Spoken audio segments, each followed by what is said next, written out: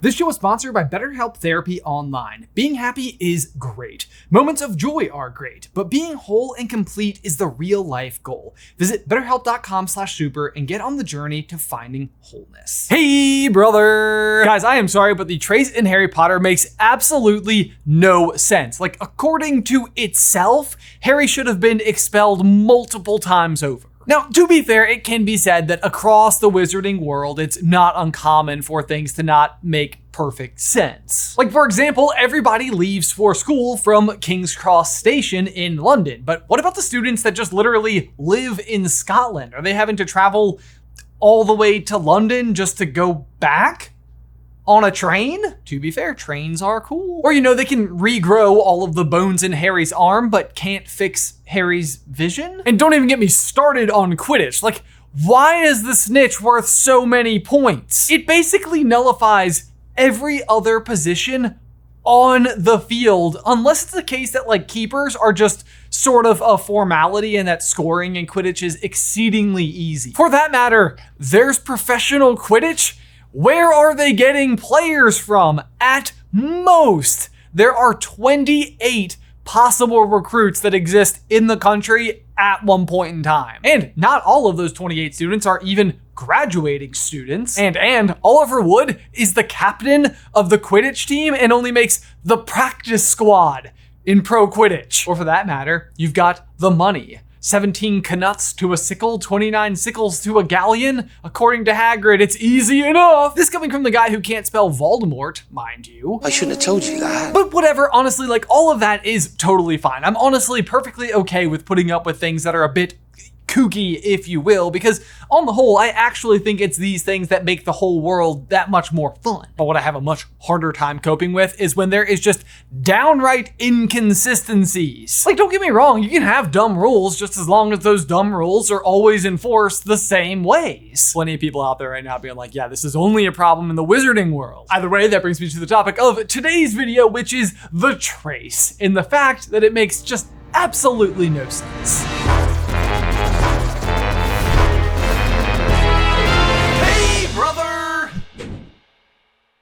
Guys, just real quick, we need to give a huge thank you to today's sponsor, Bespoke Post. There is no doubt that summer is slowly transitioning over to fall and the weather is changing, but the one thing that never changes is the extremely great quality selection from Bespoke Post. As ever, I would love to remind you that Bespoke Post partners with small businesses to bring you the most unique goods. Like just this past weekend, for example, we were down at the lake for Labor Day weekend and I was using the cooler I got from this chill box to keep drinks cold while out on the boat. But right now I am so excited about all the little goodies that I got in my Frontier box. Included in this one is a notebook with 192 pages of smooth paper, a really cool fountain pen with actual ink cartridges, a handy little pocket knife, and this hefty and handsome steel bottle opener for when those writing nights get especially late. Which I can assure you, if you're watching our What If series right now, is totally happening every week. Seriously though, this entire package, especially that fountain pen, just makes me want to write things down manually. It's just beautiful. But in case this doesn't interest you, or if you just already have your own fountain pen, you know who you are.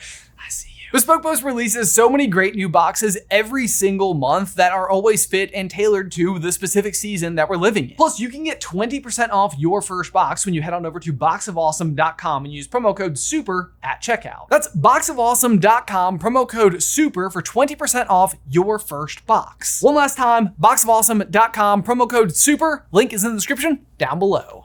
Okay, so first of all, what is the trace in Harry Potter? The trace is a charm which allowed the Ministry of Magic to know of any magic cast in the vicinity of any underage witch or wizard. Basically, it just means that if any magic whatsoever is cast in the proximity of an underage wizard, then the Ministry is alerted as to what spell was cast, as well as the location of the caster and the time that the spell was cast. All of that, and yet no way to actually identify who cast the spell. Either way though, this is super useful to the Ministry of Magic, who has a rule against performing underage magic outside of school, and this gives them a way to enforce that rule. Of course, there are some pretty obvious loopholes just right out of the gate though. The big one we already kind of mentioned, it doesn't actually tell us who cast the spell. So in Harry's case, for example, he is known to be the only magical person anywhere in the proximity of his own location. So if magic is detected, they're almost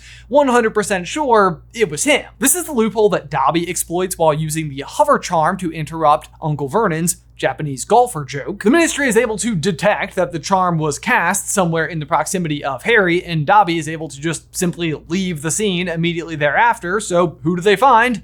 But Harry. On the other hand though, if you happen to live inside of a magical household, then you can probably just plan on getting away with use of underage magic outside of school. And this is because anytime a spell would be cast, it would be just as likely to be their parents as it would be the children themselves. Like, come on, are you trying to tell me that you believe for a second that Fred and George weren't absolutely using magic all summer long? Ginny even says, "We've been hearing explosions out of the room for ages, but we never thought they were actually making things." Now, I suppose if you were a child and just simply practicing spells, then it could potentially be a red flag if the Ministry realized you were casting the same spell over and over and over again. And of course, if the Ministry ever was just suspicious enough to do so, they could just arrive on scene and use priori incantatem to literally determine as to whether or not you were casting those spells. But even then, if you are this child's parent and you want them practicing magic, then you could just simply let them use your wand. Problem solved! And honestly, I feel like that's exactly what I would do. Like,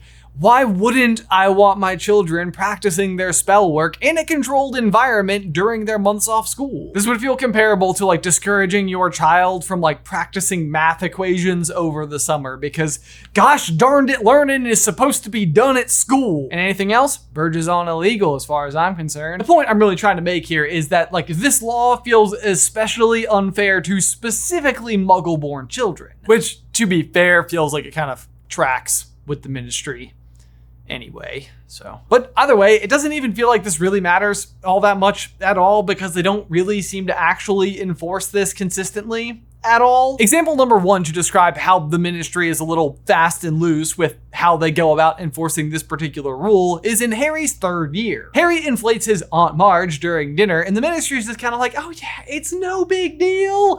Fudge even tells Harry, it was an accident. We don't send people to Azkaban just for blowing up their aunts. But even 13-year-old Harry realizes this doesn't exactly track. Last year I got an official warning because a house elf smashed a pudding in my uncle's house. The Ministry of Magic said I'd be expelled from Hogwarts if there was any more magic there. Oh no, people who already know about magic saw more magic. I imagine Fudge's response to this was something along the lines of, my dear boy, we make the rules, and today you are on my good side, so no harm, no foul.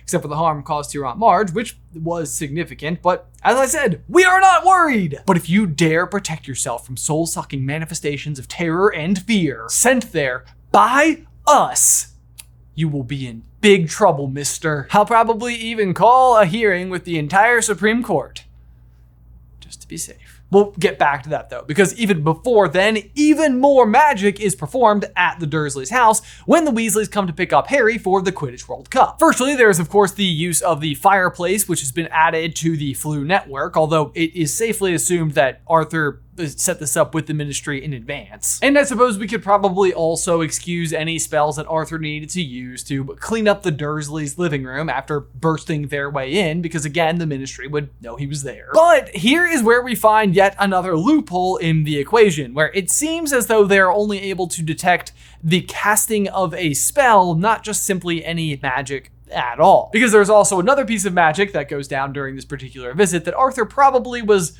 less inclined to alert the Ministry to potentially happening. I am speaking, of course, of the Tung Toffee brought by the Weasley twins. This should not come as any real huge surprise, though, because it's not even the first time that the Ministry was unable to detect some non-wand-based magic at the Dursleys. If you will recall, just 2 years prior, Ron, Fred, and George had flown across the country in a flying vehicle to rescue Harry from this very place. This was a pretty highly magical act that didn't register when it was anywhere near Harry, or Ron, or Fred and George for that matter. There is a little bit of fine print for this particular instance though, because over on Pottermore, there is an article that says, the trace cannot detect certain forms of magical transport, including brooms, thestrals, and enchanted vehicles. spells. Okay, fine. I guess that's an established rule then. But still, it can't be all non-wand magic because Harry is still triggering the trace when he blows up Aunt Marge. And he's not using his wand for that. Actually, even come to think of it, there's yet another piece of absolutely wand magic that happens around Harry in an instance where there are no other magical people around. And it is when Hagrid collects Harry from the hut on the rock. Sorry about that. I suppose, if you wanted to, you could make the argument that we're not 100% sure that there weren't any other magical people in this specific area. But I think we can safely assume that the entire point of this particular location is that it's not near anybody at all. And while you might argue, well, this is different again, of course Dumbledore would have alerted the Ministry that Hagrid might need to use magic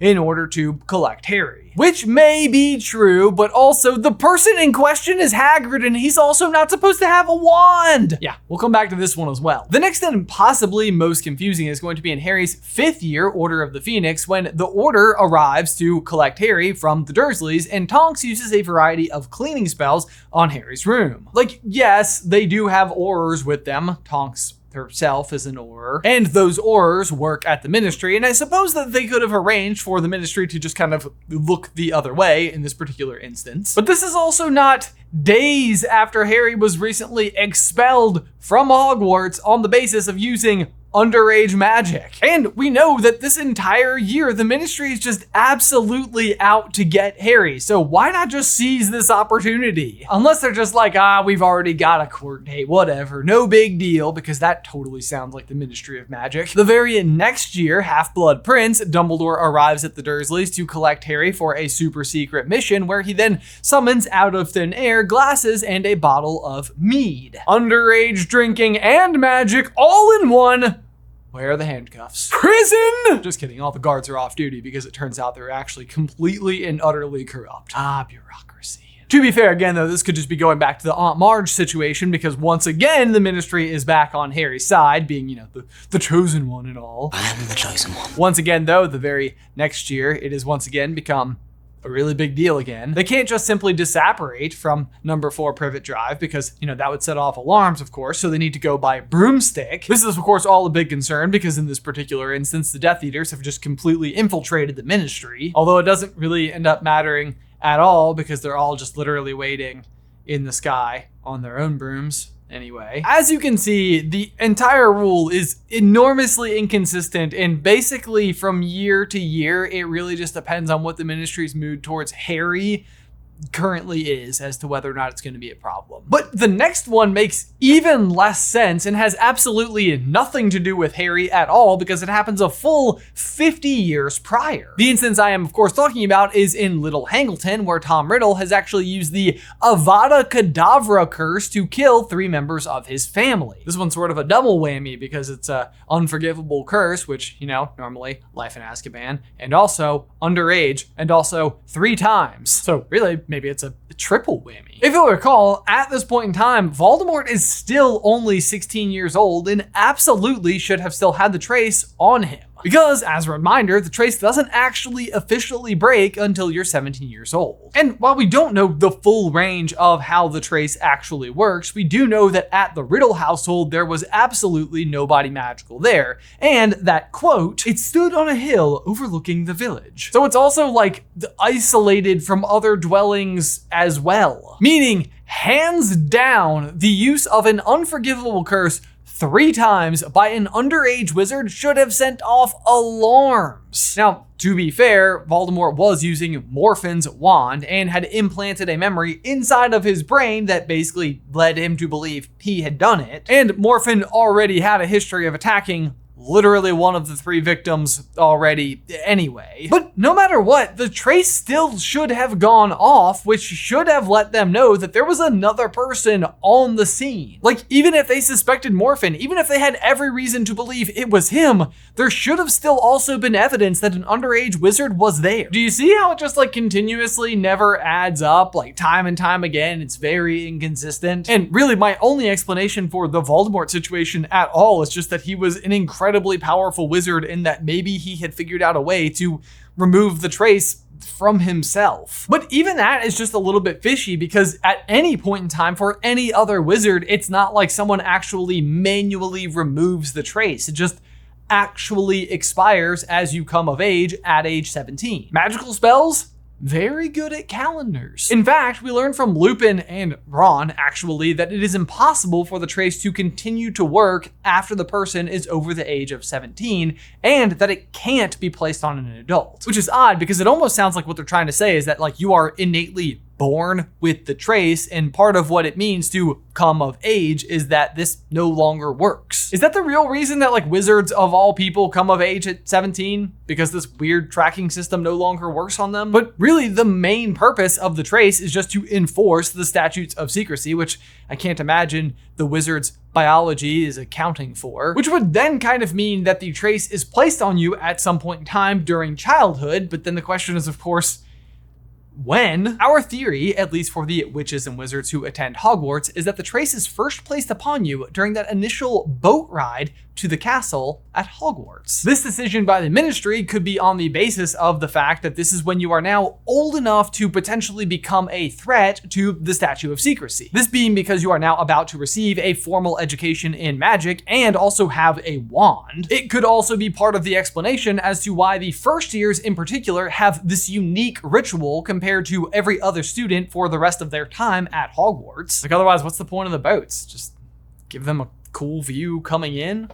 At times, it even seems dangerous. Colin Creevy's little brother literally falls in the lake. But I think it helps explain even more than that. On the train to Hogwarts, Hermione says, "Of course, I've only tried a few simple ones myself, but they've all worked for me." I am hearing that correctly, right? Like, the person who is most likely to follow every single rule at Hogwarts almost to a fault is openly admitting to performing spells prior to getting there? With her wand, I have to imagine. And clearly, she wasn't sent any kind of warning by the ministry. I think this also helps account for instances that Harry himself experienced, like at the zoo, where he made the glass disappear and Dudley fall into the boa constrictor pit, or the torment that young Tom Riddle was placing on his classmates at the orphanage, or just any other young child who has not yet discovered that they are a wizard yet, but are still showing those early signs. Tom Riddle's case especially seems to stand out here. Like, he is actively and intentionally using magic to hurt others, and that doesn't even come with, like, a warning. Accidental child magic is one thing. This feels like a red flag. He hanged a bunny from the rafters. A bunny! This would also account for why, when Hagrid casts any of the magical spells on the hut on the island, that he doesn't get flagged for anything either, because Harry doesn't have the trace on him yet. Now, on the whole, this is not completely foolproof, as there's still the opportunity to potentially homeschool your children, at which case they would just never have the trace placed on them at all. This could actually be exactly what's going on with the Gaunt family, who, near as we can tell, never attended Hogwarts in the first place. Although, I gotta tell you, without a formal education, Merope still seems to figure out that love potion. We actually explained that quite some time ago. Slughorn's Dark Secret, check it out. Love potions. Any WT level stuff. Not easy. Either way though, our explanation is that when you ride in the boats across the lake on your way to Hogwarts for the very first time, the trace is first placed upon you and doesn't expire until your 17th birthday. But guys, as always, thank you so much for watching. Be sure to like this video and subscribe to the channel if you haven't already. If you would like to figure out why wizard money makes just absolutely no sense at all, I recommend checking out this video over here. Otherwise, until next time, bye.